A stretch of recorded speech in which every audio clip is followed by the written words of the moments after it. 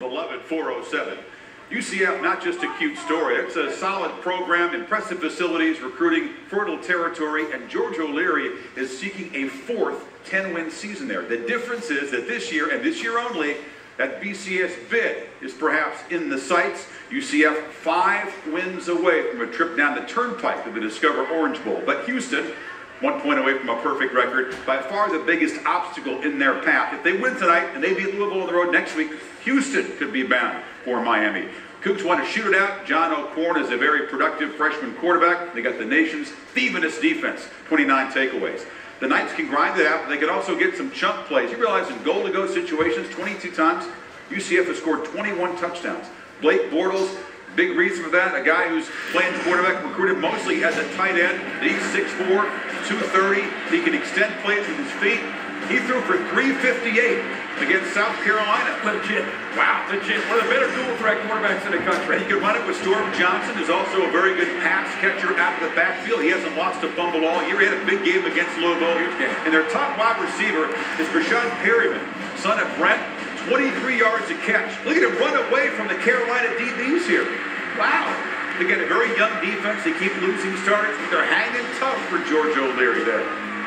We don't have a lot of seniors, only 7, but I think not just on the field, but off the field, they've done a great job with the young players. And, you know, they always telling the kids, this is the UCF way, this is the way we do things. And that's probably what I'm most proud of. Our goals, we set them in the spring, you know, right after the last season that we want to come to this conference and win the conference, be the conference champions. And we expect to do that, being able to be a part of a team that's going to its first BCS Bowl, putting our school really on the map. I think it'll be great for the student body, great for all the fans that have been here, great for the players who've been here before, just to see a UCF team on that stage. We're a team that controls your own destiny, so we can take care of business each week. We'll reach our goal. The key is games like tonight. I think you get great exposure as far as nationally, and that's how you improve. More people get a chance to see you, but the key ingredient is you got to continue to win. Now the wins at Penn State and Louisville, the close loss to South Carolina, but the Knights not getting a lot of respect, even compared to the other potential BCS busters, Fresno State and Northern Illinois, ranked behind them, and they're ranked about 5 slots lower than Louisville. Yep, the team that they did beat. Yeah, they did beat Louisville, right? Fresno State, by the way, has to dodge the potential upset trap in Laramie, Wyoming.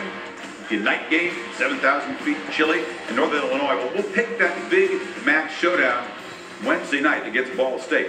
So UCF, what do we make of the Knights? They better be ready today. I mean, as much as we're patting them on the back and saying that this is a great football team, John O'Korn can throw the football. He's got a great group of wide receivers. Greenberry on the outside. They run away from defenders. So this is a very intriguing game. They're plus 20. Houston is plus 20 in turnover margin, #1 in the country. So they're not going to come in and just bow down to the Knights and say, hey, congratulations on your way to a BCS Bowl. But Chris is right.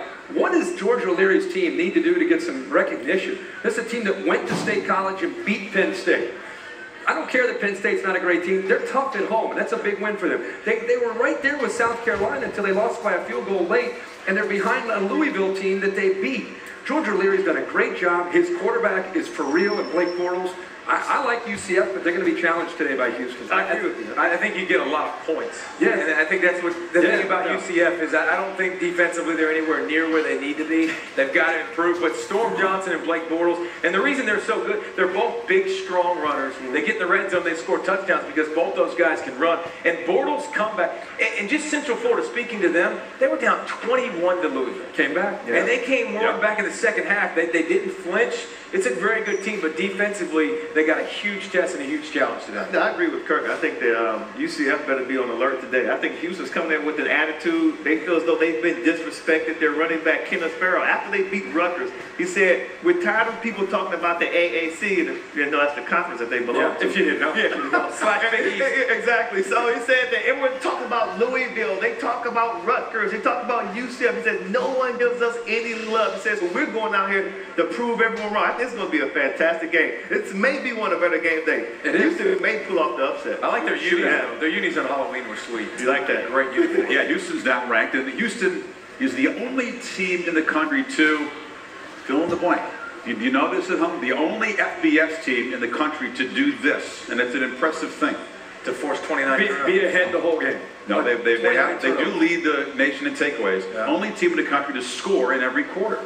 Houston Cougars. Wow, pretty good. Good stat. Mr. Felica the Bear here, he's one of the, he put together that graphic of disrespect for UCF. He's just irate for the team we call the airport. Disrespect. Look at my power rankings on ESPN.com. I have them like in the top 15 in the country. Do you? Do you feel that they should be behind Louisville since No. they beat them, right? Why should they be behind them? Yeah. They beat them on the road. And Chris and I were talking about this. What about what about Fresno and Northern Illinois? Now you're getting me going. All right. No, Fresno and Northern Illinois have done enough to. They should be ahead of UCF, right? Were you impressed when Northern Illinois, 524 Purdue or whatever it was, the Purdue team that hasn't taken a snap In the red zone since September. But seriously, if you look at the schedules, Fresno State and Northern Illinois, their opponents are 8-35 against AQ opponents. And I just don't understand how those teams are ranked very ahead of There should be a ceiling there. I don't think there should be a ceiling. If they go undefeated, that's great, but I don't know if they should necessarily be right ranked ahead. So you're saying if you take all the wins, all of the combined wins from their opponents, they're barely bowl eligible? Is what you're saying? It's pretty good. 835. Barrett, it's early bright sun coming. They had a light out late tweet. Starting with today. Gonna get the shades on. No, no shades. There's a huge event that's going on here.